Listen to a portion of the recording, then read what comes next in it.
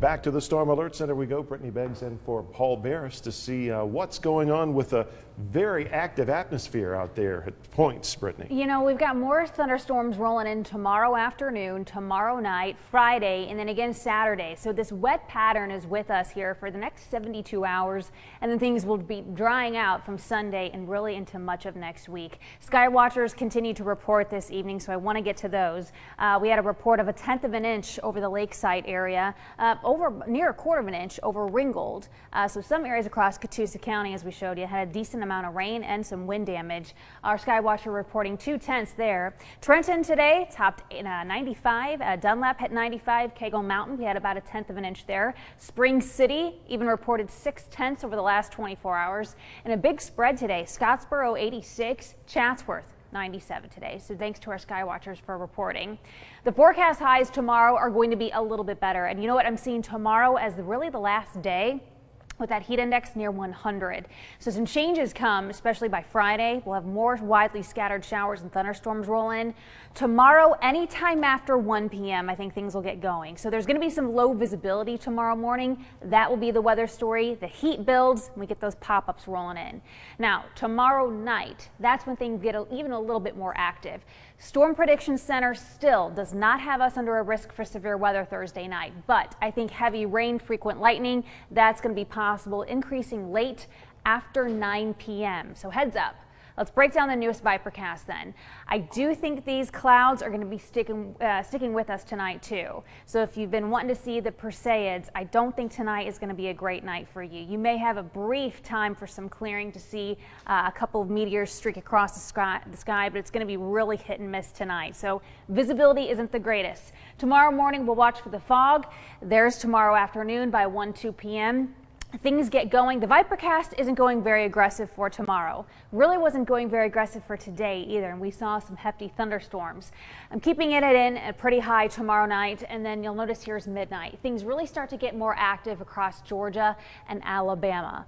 As we head into Friday morning, I do think after daybreak, things will blossom up again. There'll be more clouds rolling in Friday. Still not under a risk for anything strong or severe on Friday. However, I think several significant weather advisories will be possible. The newest Vipercast is showing 9 p.m., 10 p.m. Still kind of pretty active for those from 75 and east. So heads up, have a weather app. Of course, I'm going to plug in the WRCB weather app, but any weather app will do. Anything that can get you notifications.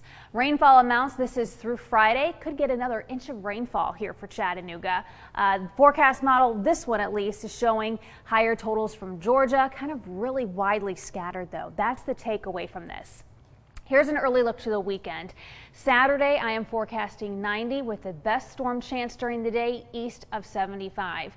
Sunday, a lower rain chance, and you know what? It looks like we get a drop in the humidity. The forecast models have been showing that over the last 2 days. Confidence is starting to get a little bit better agreement too. So we may start to feel those dew points drop a little bit to the mid to low 60s come Sunday, and that will certainly bring us a little bit of relief. Let's briefly talk about Tropical Depression 11-2. We had the 11 o'clock advisory. The news is there is no news. There wasn't an update to it really. Still has max sustained winds of 35 miles an hour. Has not been upgraded to a tropical storm yet. However, in the advisory, it says soon. Soon this will be Josephine. It'll track west-northwestward still at 15 miles an hour. That's what it's tracking now. This is going to be a weak storm too. Forecast model data that I have seen, it still is going to be a tropical storm on Sunday. It's going to stay way north of Dominican, way north of Cuba, and it's going to take a northward track. When it does, there's a lot of wind shear in this location, so that means this storm is likely going to be ripped apart by Monday and Tuesday. So at this time, it does not look likely to be impacting the states. Some great news there.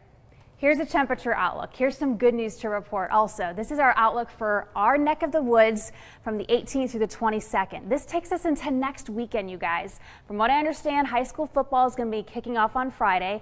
This doesn't mean it's going to be cold, but it does mean it's going to be more comfortable. So campers, this is your heads up. High school football goers, this is your heads up. That darker blue indicates a 60 to 70% chance the temperatures will be below that. And the average during these dates is 90 to 80 89 and 70 to 69. So this is kind of wish casting at this point. For the last 2 days, it has shown this. And we start to see that. Tomorrow's our last day in the mid-90s. We start to take that drop by Friday, and I'm even seeing lows kind of starting to flirt with the upper 60s come the end of next week. Greg, back to you.